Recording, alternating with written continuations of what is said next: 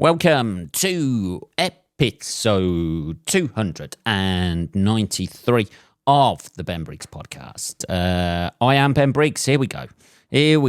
It is Sunday, people. Holy fucking shit. It is Sunday, the 4th of June, 2023. He says, starting the fucking episode like a fucking rapper. It is, it's Sunday, people. Sunday morning, 11:15 a.m. Look at me smashing it out the park. Oh, I'm a go-getter today, people. I'm getting everything done. Everything. I've been for a fucking motherfucking swim. I've been for a motherfucking sauna this morning. My body's been sweating. I've still got that fucking sweat glow. I don't think my core temperature. Somebody was talking to me in the sauna the other day about his core temperature. People take it so seriously. You're sitting fucking sweating in a sauna, me old booty. Fucking behave yourself. You know what I mean? Don't get too carried away, son. You're just dripping everywhere. When I take a sauna, I like to have a cold shower afterwards, and then I go in the pool just to get my core temperature down. You know what I do? I go and take a shower. I go outside and then I start sweating. Yeah, that's how I like to walk around, slightly clammy, me old booty. You know what I mean? That's what I like to do. Yeah, I like that ring of sweat running down my back and underneath my armpits, just to show that I've been sitting in a sauna for a while. Anyway, it's been it's a fucking glorious. Oh, people, if you are not in England right now, maybe you're in some far-off, flung-off country, but fuck me. You look outside the windows here, people. It is fucking glorious today. Absolutely glorious. The sun's beating. I am fucking sweating as I'm sitting here, people. That's it. This is the trauma that I go through for you people here. It's absolutely fucking roasting. I've got all the blinds down in the room where I do this. And I can just feel the heat coming off the fucking windows. But it is beautiful out there. It's been beautiful all weekend since Friday. It was a bit shitty. You don't need a weather update. I know this. But it was fucking nice the other week, like last week. And then it went shit on Monday. And you're like, oh, is that it? Is that the summer we're getting this year? Like 2 fucking days of heat. And then, oh my God. Thanks to our fossil fuel. Fucking throw them fossil fuels on a fire right now. Let's get this place heated up. Yeah. It's only about 16 degrees as well at the minute. And I am fucking roasting. You might be able to see this on the video, but I am fucking sweating like mad. I've got a glow about me. That's one of those things, isn't it, that people say. My mum always says that. Pig sweat, gentlemen perspire, ladies gently glow, isn't it? I am sweating right now. I'm a fucking farmyard animal. Anyway, that's that, isn't it? These are the things this is how much I'm sweating. I've ditched the tea, people. Is there a thing about tea that it's meant to keep your, it actually cools you down by drinking tea? Is that a myth? Is it? I'm sure there was something about that, wasn't it? That something. I don't know. I hear half a story about something, and then I take it verbatim that is the absolute truth. Maybe I watched a meme or something. Can we trust anything these days? I don't know anything. Everything I seem to have been taught at school is completely wrong. Apparently the Earth's flat now. That's I thought we'd ditch that one, in the 1500s or something. But no, that's come back with a vengeance. And nobody landed on the moon. Nothing's ever been done there, has it? That was all filmed in a studio. Who knows, people? Who knows? Let's see if tea does hot tea cool you down. Let's have a little look. This is because when you drink hot tea, your body has to work harder to bring the liquid up to its internal temperature. This process of heating up and then cooling down causes what's known as evaporative cooling, which can help lower your overall body temperature. Holy fucking shit, it's true, people. Apparently, according to Google, but there's probably about 1,000 different, answers to that question. I have no idea. Anyway, it's we're drinking water anyway. That's the point. There we go, a little bit of water there. We're drinking fucking water this morning. It's been quite a nice week for me this week. I've had quite a nice few gigs. I did one local gig in a coffee shop for the Comedy Crate guys, which was like a new material night, but it was nice. I managed to get sandwiched some new material in between older stuff that I'd sort of like rewritten. So that's how I swerved that one. And then I was at Big Deal Comedy on Thursday night in Peterborough. That was just a lovely gig. Fucking love that. It was good fun. Chatty audience. It was owned by people who were actually there. I don't know what nationality they were. But I'm not even going to hazard a guess. I'm thinking Malaysian. That's what I'm thinking. Somewhere around there. Malaysian, Philippines. I don't even know if they're close to each other. I have no idea. I didn't do very well in geography. I switched off in geography when they started, drawing lines to show how high hills were. I don't care. Just tell me the measurements. Don't give me the increments in between as they go up. Yeah. I'm never going to need that information. I should have said at the time, when nobody's ever going to need this fucking information because sat-navs will be invented in about 10 years' time. And that just takes we're going to have GPS, something called GPS, yeah? We're going to have that. No one's ever going to need to know this. Nobody's ever going to need to look at a map and see how high the fucking, topography people will. Is it topography? I don't know. That could mean anything. I have no idea. What is the study of forms and features of land surfaces? There we go. Here we are. It's paying off, isn't it? It's paying off. So I did Big Deal on Thursday night, which is lovely. Jason, who runs it, is fucking top bloke. And the weird thing about the gig, I don't know where there were the people who ran the gig. By the way, she was quite vocal at the end and that sort of thing. She was a lovely lady. I think I might have got a clip out of like my interaction with her at the end. I have no idea. Like, I've got to watch all that shit back. I've been videoing every fucking gig I do, if I can. It's the amount of gigs that you do where there's nowhere to set up a camera or something like that. This should be taken into account.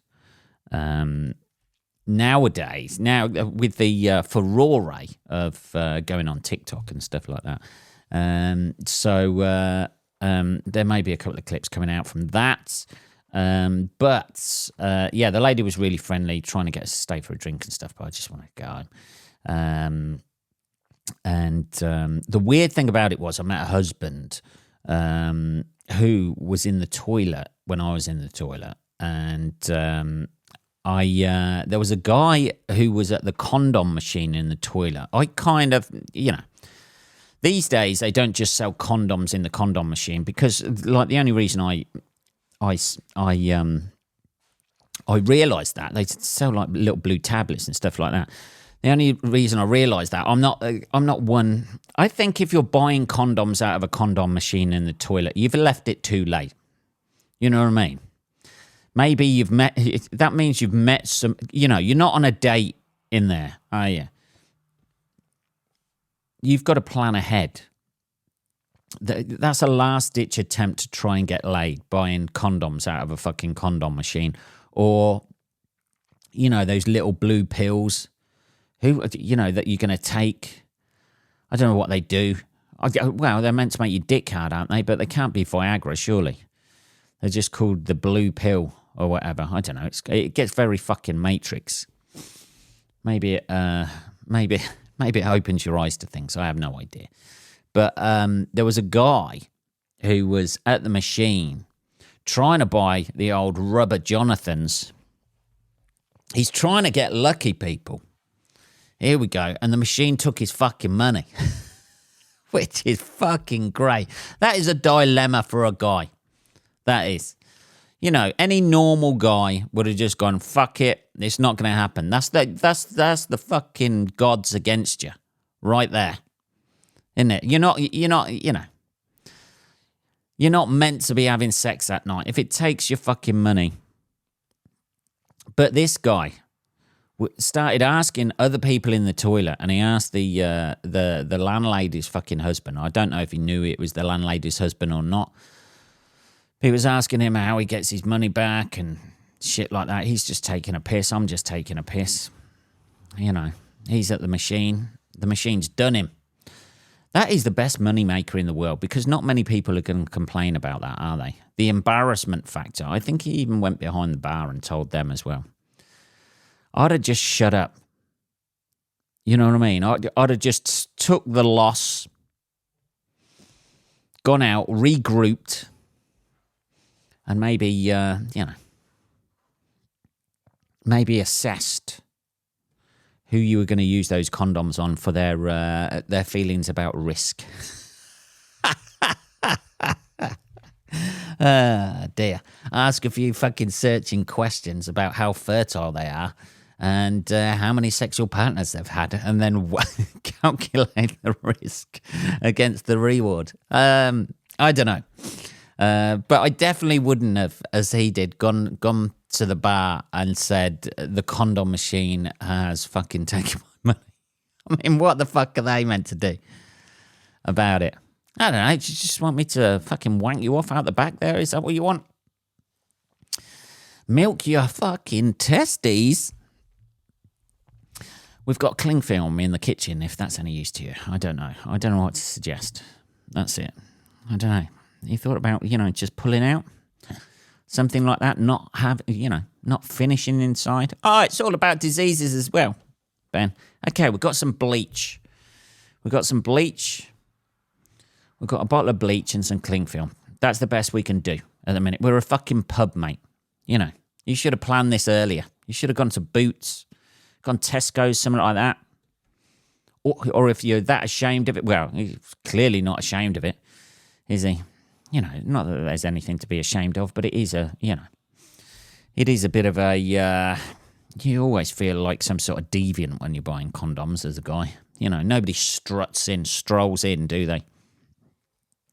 Into a supermarket, immediately goes to the condom aisle, just grabs them, marches up to the counter, don't they? Yes, I'm about to try and fuck somebody. I'm going to be making love all night long. I'm going to need... Can you sell those 8 packets of 18? Because I am a fucking legend.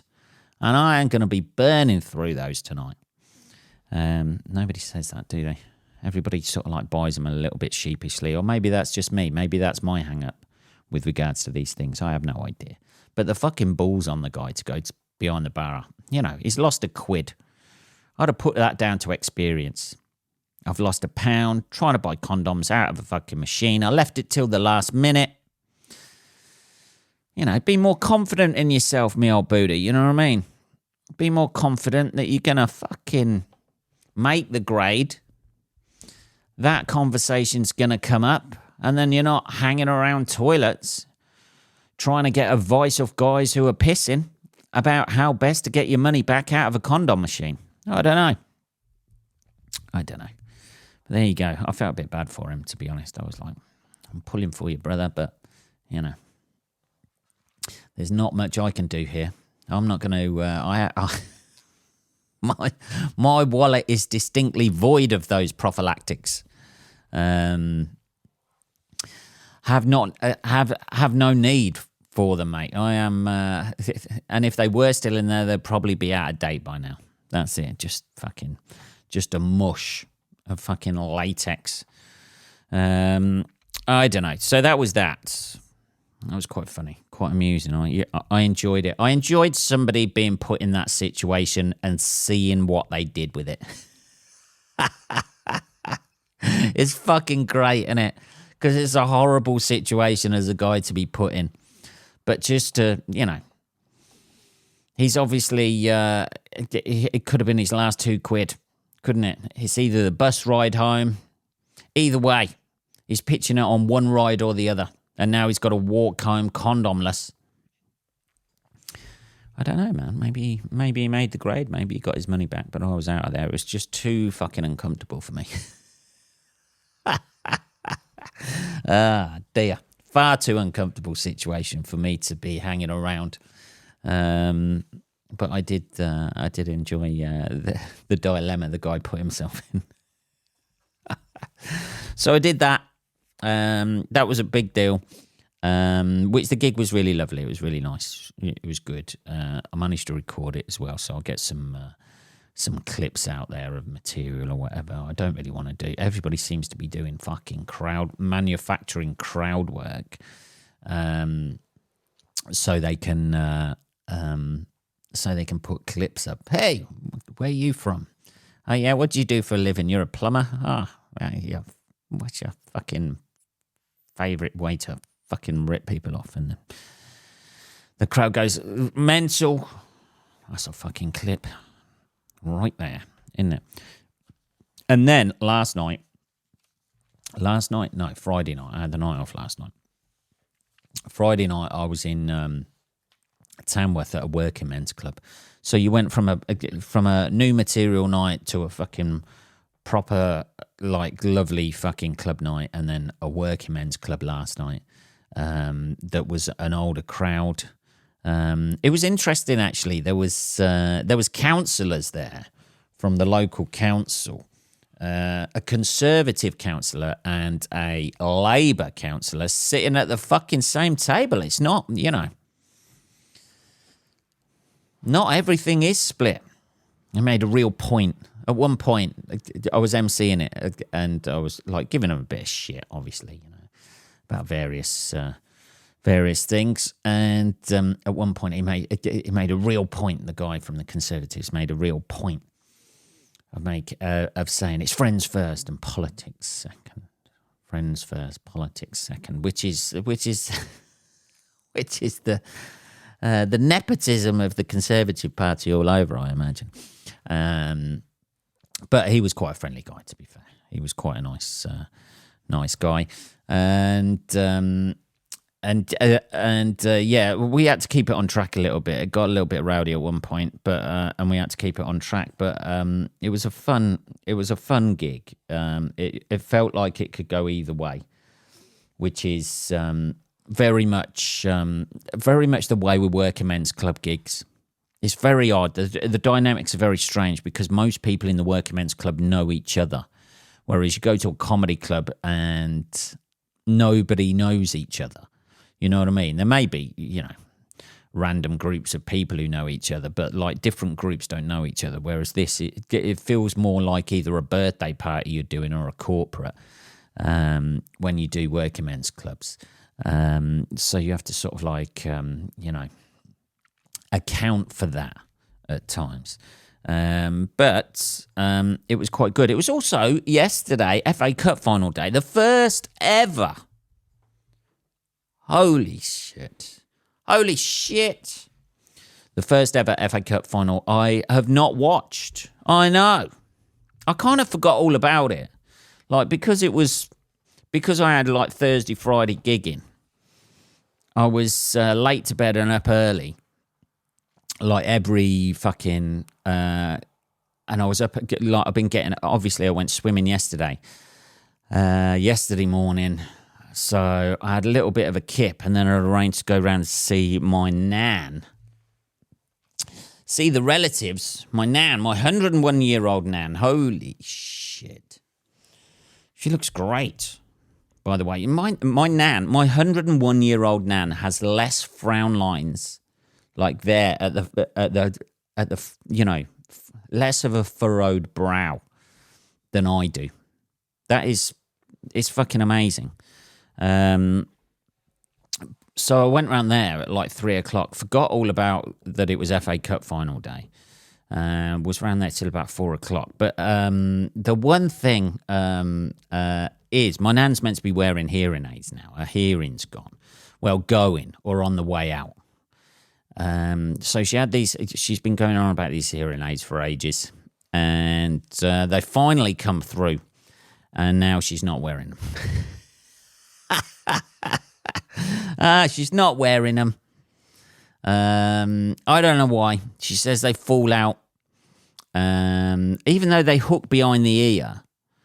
But she says they fall out. So she's not wearing them. So essentially it was just me and my mum shouting at my 101-year-old nan. Again, I know this has been possibly covered before on the podcast, but you have no idea. You know these people in care homes and shit who look after older people and end up like slapping them around and stuff like that. I can empathise with that. I can. I do not condone it. No letters coming in here. Listening to episode 293 the other day, I believe you advocated the hitting of old age pensioners. No, I do not. But I can understand it. You know what I mean? I can it's frustrating as anything. Even before, like I got there a little bit earlier, went in the back, just opened the back door and, round the garden. I mean, Nan's out in the garden. I'm like, all right, Nan. And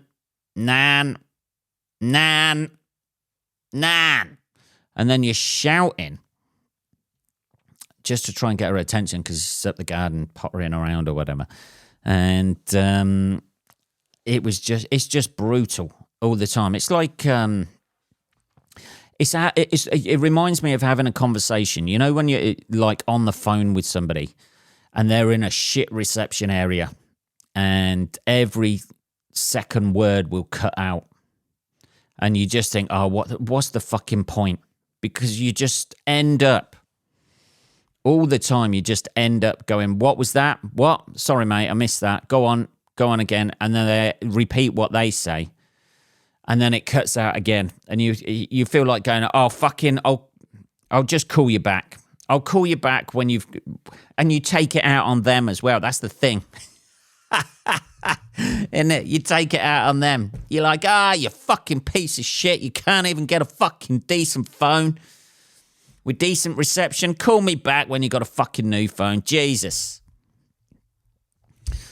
Maybe that's just me. I don't know. I get frustrated with that sort of shit when I'm trying to talk to somebody.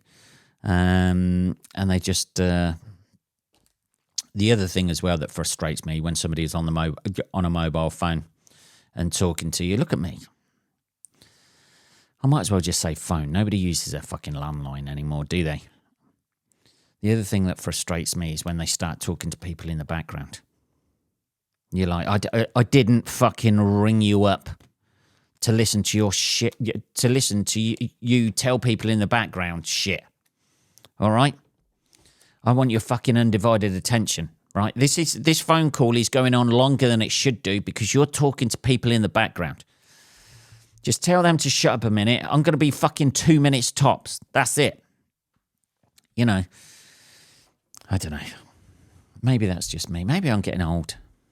Is that me just getting old? Is it people who talk to other people in the fucking background? Yeah, that's great. That's lovely.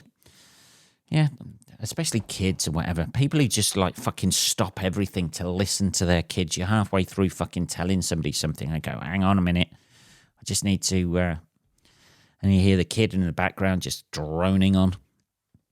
I don't know. Maybe that's just me. But, yeah, it was... yeah, it's fucking frustrating. So I was... Me and my mum we're doing our best. We're doing our best to not raise our voice. I found myself mouthing the words, you know, encouraging my nan to read my lips. That's what it's come to. Encouraging my nan to read the words out of my lips that I'm saying. That's what it's. And you know, just pop in the hearing aids, nan, when people are there. You don't have to wear them all the time. I don't know, but she won't. She won't. That's it. I long to be like that, though. To be honest, you know, I don't think there's, you know, any chance that I'm not going to be like that. I'm definitely going to be like that. Assuming I make it to that age, 101, who gives a fuck? You can do what you want. Maybe it's a ploy. That's what I thought. I thought maybe that's a ploy. 101 years old, she's heard all she wants to hear from you. Maybe every second word is enough. Just hearing every second or third word when you're 101 years old is enough. You fucking heard every conceivable conversation about everything at that age, haven't you? And you just think, I'll just go for 1 in 3 words. I just won't put in my hearing aids. That's fine. Just switch them off. I don't need to hear this. What is it? You got some little problems, have you, Ben? Yeah? Yeah, that the same sort of problems that 90 other people throughout my life has thrown at me. I don't want to hear this shit. What is it? Your little gig didn't go that well, is it? Well, never mind. Maybe that's it. Maybe my nan's onto something. Maybe I could do that. This week's news has been dominated. Holy fucking shit. Dominated by the Philip Schofield scandal. Stroke sympathy. It's a difficult one, isn't it? This is a case that throws up. If you're not aware of Philip Schofield, if you're from another country, he had one of these morning programs with some woman, Holly Willoughby. They were like a married couple on there. He was married to somebody else, basically came out as gay. And he's got a couple of kids, came out as gay. Now it's come out that he was banging a young lad who he first knew when he was a child and then started banging him when he was an adult or something like that. I don't know. And he lied saying he wasn't having it in a relationship. This is it. The only reason I bring this up is because it's been dominated by the news here in the UK. And everybody's obviously split between him, Everybody's worried about him topping himself because another presenter did that, who was scandalised and hounded by the press. It's just reading all the posts on social media and stuff like that. It's fascinating. It goes from the extreme, and I know the extreme of people outing him as a paedophile, to him being a victim of bullying. There's nobody in between saying, well, both those things could be going on. But it's fascinating to watch somebody's. This is my thing with all of this. We still live in that fucking. There's something innate in the human psyche where we love watching somebody's downfall, and I don't know where that comes from. There's so many of these situations, and everything follows the same path, doesn't it? There's a big scandal, or it gets built up as a big scandal. It doesn't. If he says what went on, it's dubious, but not illegal. That he knew the guy. I don't know. How can I put this? Even trying to explain it. I'm like, actually, what I just had in my head does seem absolutely dodgy. He apparently corresponded with a kid who wanted to get in TV. And then he sort of like, I was about to say groomed him for TV. That's not the only thing. But he sort of gave him opportunities in TV, I think. And then started dating him or something. Or had an affair with him when he was of age. So yeah, I'm not... Yeah. When you say it like that, it does sound pretty bad, to be honest. I'm not going to lie to you. But the issue with this is it's a whole morality thing. There's a battle of morality here between what he did and then the press hounding him, and obviously building up like this image of him as grooming a child. So it's an interesting thing to see, where you've got like two sort of like moralities pitched against each other. The hate that's coming through the media and all the headlines and shit like that, and the hounding, and him potentially having done something not particularly morally great. Obviously, it wasn't morally great, him having an affair, but people have fucking affairs every fucking day of the week, didn't they? You know, whether they be, you know, heterosexual affairs or gay affairs, it doesn't matter. That's more of a shit fest for your fucking partner than anybody else, isn't it? But it's just interesting to see where people are posting, and again, like anything else, there's no grey area whatsoever. You know what I mean? There's people on social media, just arguing about it, just fucking arguing about this, and that just self-perpetuates more, fucking it throws it more into the limelight. People are arguing from once, hey man, can't we all just be kind? He's a fucking pedo. Hey man. You know, hey, can't we all just get along? He's a fucking nonce. You know, that's the extremes that you got to deal with. It just, I don't know, man. It's just, it seems it's just dominated the headlines out here. I mean, if it was, I don't know if it was, you know, it's the fact that he was probably, you know, a child when they first started conversing on Twitter or something. And I think he was about 15 or something like that. I'm not sure. You know, what I do. I scan the internet. I look at the headlines. I read a few little bits about it. And then I just sort of like do no more research, people. But this seems like it's going to go on forever. It's just going to be endless.